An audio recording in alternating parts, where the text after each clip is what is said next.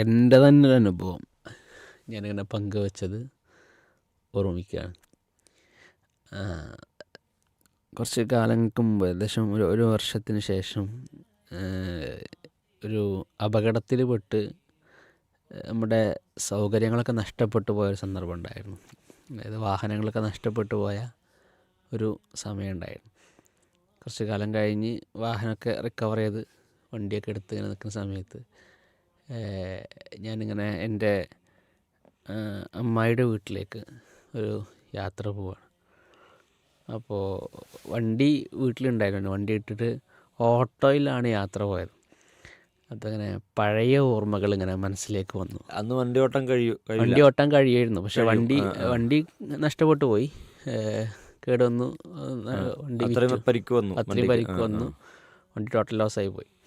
അത് കഴിഞ്ഞതിന് ശേഷം പുതിയ വാഹനം എടുത്ത് കുറച്ച് കഴിഞ്ഞ് ഒരു വർഷത്തെ ഗ്യാപ്പിലൊരു വാഹനം എടുത്തതിന് പോവാണ്. വണ്ടി എടുത്തതിന് ശേഷവും ഞാനിങ്ങനെ എന്തൊരു പ്രയാസം ഉണ്ടായപ്പോൾ എന്ന് വെച്ചാൽ ഫാമിലിയുമായിട്ട് ഓട്ടോയിൽ പോവാണ്.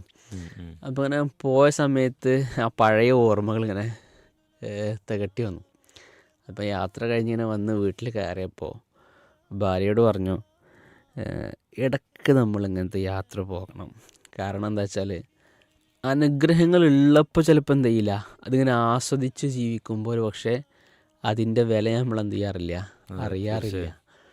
പിന്നെ അത് കഴിഞ്ഞ് ഒരു പക്ഷേ ഇതൊക്കെ ഒരു ഓർമ്മപ്പെടുത്തലാണ്, ഇങ്ങനത്തെ യാത്രകൾ ഓർമ്മപ്പെടുത്തലാണ്. നമ്മൾ അങ്ങനത്തെ ഒരു ഉണ്ടായ അനുഗ്രഹം നഷ്ടപ്പെട്ടു പോയി വീണ്ടും തിരിച്ചു കിട്ടുമ്പോൾ അതിൻ്റെ വിലയെ കൂടുതൽ തിരിച്ചറിയാനുള്ള ഒരു അവസ്ഥയാണ്, അല്ലെങ്കിൽ ഒരു അനുഭവമാണ് ഇത്തരം വിഷയങ്ങൾ എന്നുള്ളതാണ്.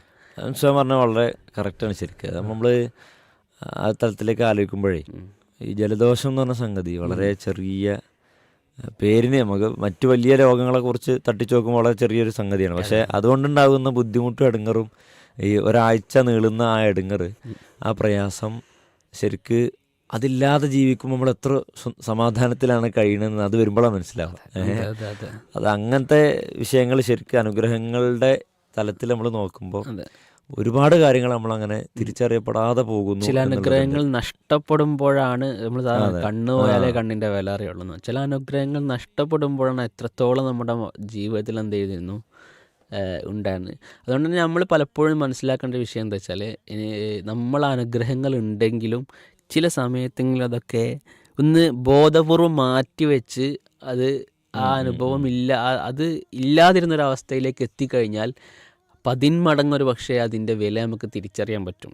ഞാൻ ഒരു ടിപ്പാണ് പലപ്പോഴും ഞാൻ ആലോചിച്ചിട്ടുള്ളത്. എൻ്റെ ലൈഫിൽ ഞാൻ ചിലപ്പോൾ അതിന് ശേഷം ഞാൻ ഇടയ്ക്കിടയ്ക്ക് എന്ത് ചെയ്യാറുണ്ട് വെച്ചാൽ ആ അനുഭവം വീണ്ടും നമുക്ക് നമ്മൾ ആ അനുഗ്രഹത്തിൽ ഇങ്ങനെ മുന്നോട്ട് പോയിക്കൊണ്ടിരിക്കുമ്പോഴും ഒരു പക്ഷേ നമുക്ക് എന്ത് ചെയ്യാറില്ല, അതിൻ്റെ വില അറിയാതെ മനസ്സിങ്ങനെ ഇതൊക്കെ ഉണ്ടല്ലോ എന്നുള്ളൊരു ചിന്തയിൽ ഇങ്ങനെ പോകും. പക്ഷെ കുറച്ച് കാലം കഴിയുമ്പോൾ നമ്മൾ വീണ്ടും ബോധപൂർവ്വം അത് ഉണ്ടാക്കിയെടുക്കുമ്പോൾ അതിൻ്റെ വില നമ്മൾ ബോധപൂർവ്വം എന്ത് ചെയ്യും, അല്ലെങ്കിൽ കൂടുതൽ 10 മടങ്ങ് അതിൻ്റെ വില തിരിച്ചറിയാറുണ്ട് എന്നുള്ളതാണ്. അതിലേക്ക് ഒരു കാര്യം കൂട്ടിച്ചേർക്കാനുള്ളത്, ഈ വെള്ളത്തിന് സൗകര്യം വീട്ടിലില്ലാത്ത ആളുകൾ, ഈ പഞ്ചായത്ത് വെള്ളമോ മറ്റു വെള്ളം അതിനാശ്രയിക്കുന്ന ആളുകൾ വളരെ കരുതിയിട്ട് ഉപയോഗിക്കുക. അത് അവർക്ക് പിന്നീടൊരു എൻ്റെ പേഴ്സണൽ അനുഭവം കൂടിയാണ്. നമ്മൾ വർഷക്കാലം അങ്ങനെ ആയിരുന്നു ഉപയോഗിച്ചത്. ഇപ്പോൾ കിണർ വന്നു, അപ്പോഴും നമ്മൾക്കൊരു ധാരണ, ഒരു ഇത് വേണം, ഒരു കരുതൽ വേണം. കുറേ വെള്ളമുണ്ട് എന്ന് കരുതിയിട്ട് നമ്മളെന്ത് കരുത് അത് ദുർവ്യയം ചെയ്തുകൂടാ.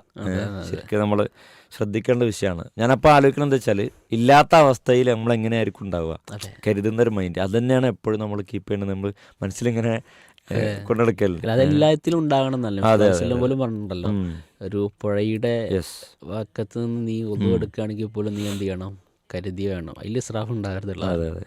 ഏതായാലും മാഷാഅല്ലാഹ് നല്ല ചിന്തനീയമായിട്ടുള്ള അനുഭവം തന്നെയാണ് ശരിക്ക് അനുഗ്രഹങ്ങളുടെ വില തിരിച്ചറിയുക എന്നുള്ളത്.